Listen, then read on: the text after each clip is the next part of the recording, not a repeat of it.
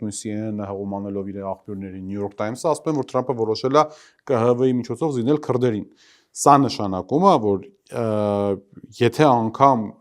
հաջողվի Միացյալ Նահանգներին Իրանում փոխել քաղաքական իշխանությունը, Իրանը կարող է վերածվել մասնատվող մի process-ի, այդ Հայաստանի համար ամենավտանգավորը, ինչը սարսափելի հետևանքներ կարող ունենալ նաև ոչ միայն Հայաստանի, այսինքն պատկերացնում եք, չէ՞, հիմա կա մի Իրան, որը գլխացավանք է Իսրայելի եւ ինչ որտեղ Միացյալ Նահանգների համար,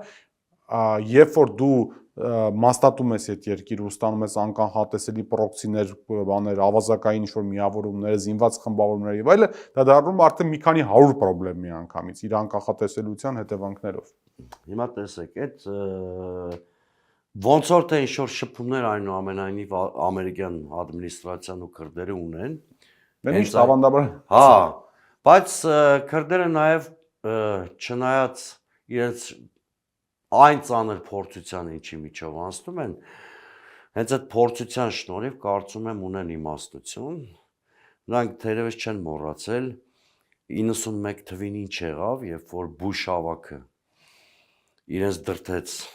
Սադամ Հուսեյնի դեմ ապստամբության, հետո թողեց Բախտի կմահաճույքին, չեն մոռացել նաև ինձ թվում է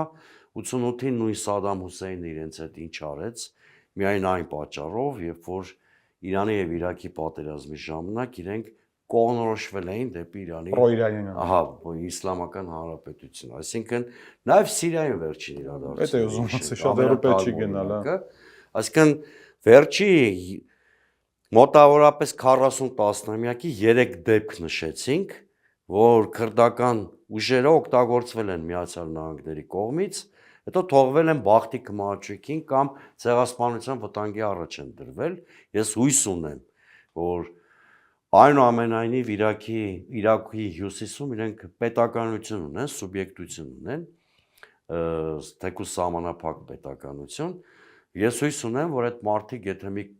երկար ժամանակ կարողացել են այդ սուբյեկտությունը պահպանել, որոշակի խոհեմություն ունեն, իսկ առանց Իրաքի Քրդստանի այս գործողությունը ենթադրյալ ինչի մասին խոսում ենք, իրականացնելը շատ դժվար կամ անհնար կլինի եւ չեն գնա այդ արկածախնդրության։